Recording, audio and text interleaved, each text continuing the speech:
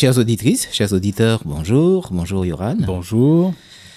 La dernière fois, nous sommes quittés dans une réflexion sur la dernière partie de ce colosse au pied d'argile. Les jambes de fer. Que nous examinons depuis déjà quelque temps. Et ce colosse, eh bien, a été rêvé par Nebuchadnezzar, ce puissant monarque babylonien. Nous avons déjà considéré les différentes parties de cette statue. Daniel va donner l'explication de chacune de ces parties. Qui sont composées de métaux. De métaux différents, l'or babylonien.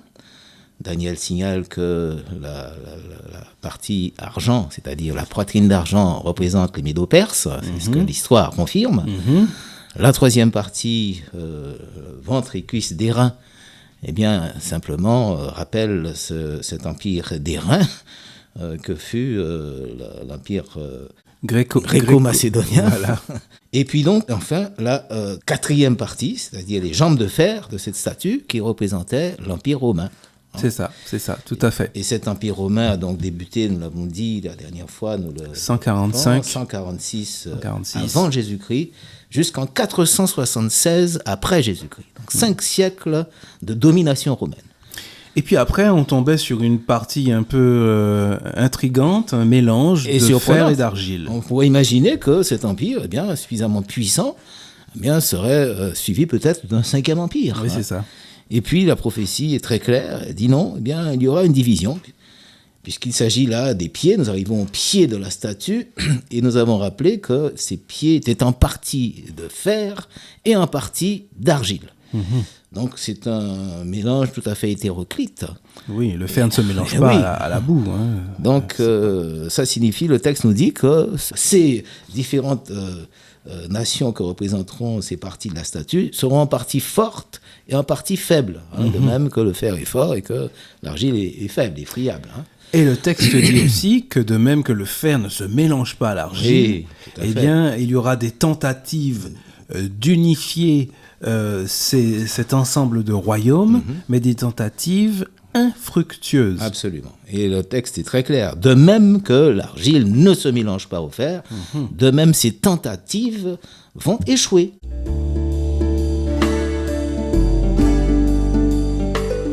Alors nous rappelons tout simplement l'histoire de l'Europe. Là, alors, justement, qu'est-ce qui suit après l'Empire romain ? Est-ce qu'il y a un empire qui suit l'Empire romain ? Aucun. Aucun. Il y a des parties plutôt fortes, genre qu'illustrera notamment Charlemagne. Charlemagne va essayer d'unifier un petit peu les différents royaumes. Et ça sera très très très limité, pour ne pas dire inexistant. Et ensuite, nous passerons à des tentatives aussi faites par Louis XIV. C'est vrai qu'il a voulu un petit peu aussi essayer un petit peu d'étendre l'influence française, et ça n'a pas marché non plus. Et puis nous arrivons à celui qui semble avoir bien entamé cette unification de tous ces peuples-là, eh bien c'est Napoléon. Oui, il avait presque réussi, on va dire, mais enfin ça n'a duré que quelques années. Oui, ça a été la débâcle russe. On ne peut pas parler d'un empire... Bérésina, mais il est sûr qu'il avait déjà bien commencé en tous les cas. Oui. Et ça n'a pas marché. Hitler aussi qui a essayé. Puis comment ? Et puis on termine par le sombre Hitler, là, qui a tenté lui aussi d'établir, de réunifier, d'unifier tout simplement cette Europe. Et il a également échoué. Et par hasard, également en Russie. Voilà. En fait, c'était des tentatives de faire un empire, finalement. Oui, c'était des tentatives de faire un empire européen. Sans compter toutes les alliances qu'on a constatées entre ces différents peuples, ces différentes nations, et qui n'ont jamais beaucoup tenu. Ils ont tenu très très peu de temps. Au fil de l'écriture, Fred et Yoran, sur Parole de vie, la radio chrétienne de la Côte d'Émeraude. Alors aujourd'hui, on parle beaucoup d'Europe. Parce que il y a toujours cette tentative d'unifier l'Europe, de créer un gouvernement fédéral, une entité européenne. Si j'en crois ce que dit la prophétie... ça me sera pratiquement impossible à obtenir. Déjà, nous voyons déjà les grandes difficultés à économiquement se rassembler. Alors politiquement, ça c'est une Je dirais que c'est une tentative qui nous semble pratiquement vouée à l'échec. En tout cas, bibliquement, la prophétie ne laisse pas beaucoup d'espoir à cette réunification. En tout cas, l'idée d'un royaume européen, d'un gouvernement central européen, la Bible dit clairement, au verset 43, ils se mêleront par des alliances humaines, mais ils ne s'attacheront pas l'un à l'autre, de même que le fer ne se mêle pas à l'argile. Eh bien, on a déjà le fin mot de l'histoire, en tout cas de l'Europe finalement. Eh bien, c'est quand même remarquable. Depuis 603 avant Jésus-Christ, nous avons déjà, la prophétie nous donne un aperçu absolument extraordinaire, il n'y a pas de mots pour qualifier cela, de l'histoire finalement de l'humanité, et en particulier de ceux qui vont dominer le monde. Nous rappelons que c'est à partir de l'Europe aussi que bien, le monde sera colonisé, entre guillemets, c'était le mot utilisé à cette époque, où l'influence européenne va s'exercer sur le monde entier. Donc on voit bien que la prophétie va à l'essentiel. Ce sont ceux qui domineront, ceux qui exerceront une influence, eh bien c'est sur elle que la prophétie focalise son attention.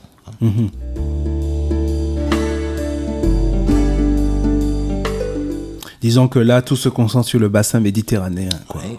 Mais tout en se concentrant sur le bassin méditerranéen, c'est à partir de ces différents royaumes que bien, le monde sera vraiment influencé. À quel point? L'Amérique, l'Océanie, etc. On s'attend que c'est bien ce que la prophétie, sur quoi la prophétie insiste. Alors maintenant, que va-t-il se passer? Au verset 44, on pourrait peut-être continuer. Au jour de ces rois, le Dieu du ciel suscitera un royaume qui ne sera jamais détruit, et ce royaume ne passera pas sous la domination d'un autre peuple. Il pulvérisera et anéantira tous ces royaumes-là, et lui-même subsistera toujours. Ainsi, tu as vu la pierre se détacher de la montagne sans l'action d'aucune main, et elle a pulvérisé le fer, le bronze, l'argile, l'argent et l'or.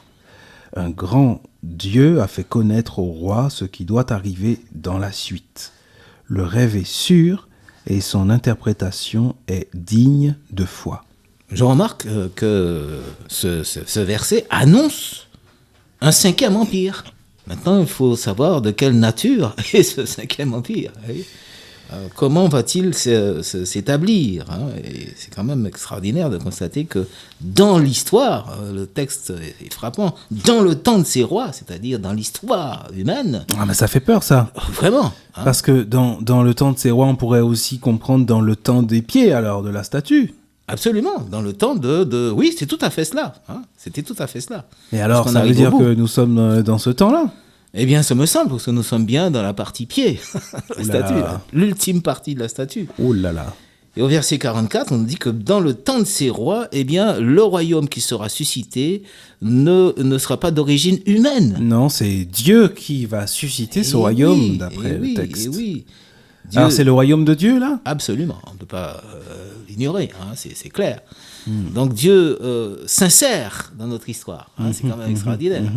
Il y met fin d'une certaine manière aussi. Absolument. Et il va donc établir, ériger son royaume qui dominera cette fois-ci éternellement. Donc il n'y aura pas de succession à ce royaume, pas de successeurs, pas d'empire qui succéderont à ce royaume de Dieu. Et dans le rêve... la pierre devenait une grande montagne et elle remplissait toute la terre. Ce qui laisse entendre que ce royaume que Dieu va instaurer va être donc sur cette terre. Oui, tout à fait. Et universel. Et universel, voilà. Il va remplir toute la terre. Donc c'est un royaume universel qui s'établira sur la terre, c'est clair. C'est intéressant parce que... on n'a pas toujours conscience que c'est un message de la Bible. Cela me fait penser à la deuxième épître de Pierre.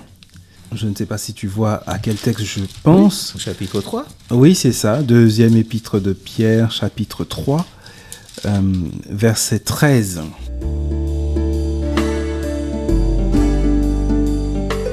Pour bien montrer que c'est vraiment une promesse biblique. Ce n'est pas un paradis quelque part éthéré, mais il s'agit bien du royaume de Dieu que Dieu va instaurer, pas les hommes, que Dieu va instaurer sur la terre. Mais nous attendons, dit l'apôtre, selon sa promesse, de nouveaux cieux et une nouvelle terre où la justice habitera. Donc voilà, ce royaume va inaugurer une nouvelle économie. Une nouvelle terre. Un nouveau cieux, une nouvelle terre. Ce sera quelque chose de nouveau. Bon, ça fait du bien. Hein, quelque chose de neuf. Ça fait du bien. Où la justice habitera. Et ce mot a toute sa signification, particulièrement aujourd'hui. Hein. Un royaume où la justice absolue existera. Je crois que véritablement, c'est à quoi nous pouvons le plus aspirer aujourd'hui. Ok, alors il faut qu'on arrête parce que c'est le temps. Tout à fait. Mais en tout cas, voilà, on voulait se pencher sur ce chapitre 2 de Daniel, qui est un chapitre d'espérance quelque part. Donc la prochaine fois, nous parlons de ce royaume, hein, ce 5e royaume. Eh bien, avec plaisir. Universel. Avec plaisir. À bientôt. À bientôt. Au revoir.